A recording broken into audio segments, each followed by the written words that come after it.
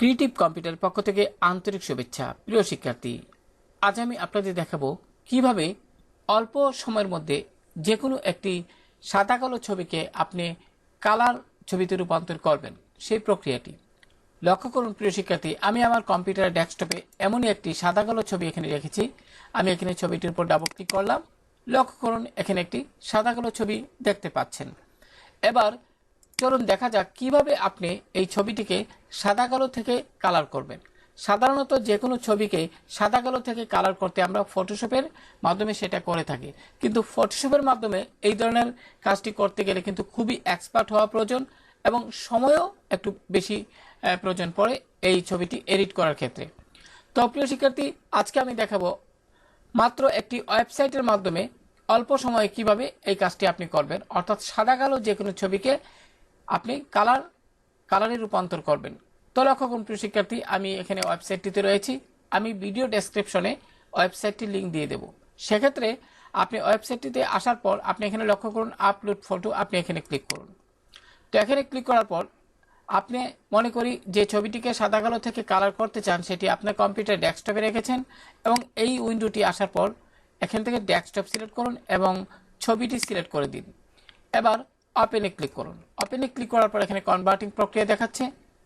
লক্ষ্য করে এখানে কনভার্টিং প্রক্রিয়া দেখাচ্ছে। এমন অবস্থায় সামান্য একটু সময় অপেক্ষা করার পর কিন্তু আপনারা এমন একটি উইন্ডো দেখতে পাবেন। লক্ষ্য করুন অল্প সময়ের মধ্যে কিন্তু ছবিটি সাদা কালো থেকে কালারে রূপান্তর হয়ে গেল।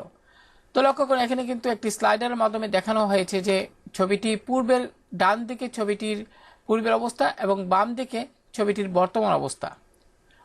তো আশা করি বিষয়টি বুঝতে পেরেছেন। এবার যেখানে স্লাইডার একটি স্লাইডার দেখতে পাচ্ছেন, আপনি এখানে মাউস দিয়ে ক্লিক করে ডান দিকে নিন, ফলে পুরো ছবিটা কিন্তু এখানে কি হবে, আপনার এই কালার যে অংশটা সেটা দেখা যাবে। আপনি এখানে স্লাইডারটি এখানে নিয়ে ক্লিক করুন।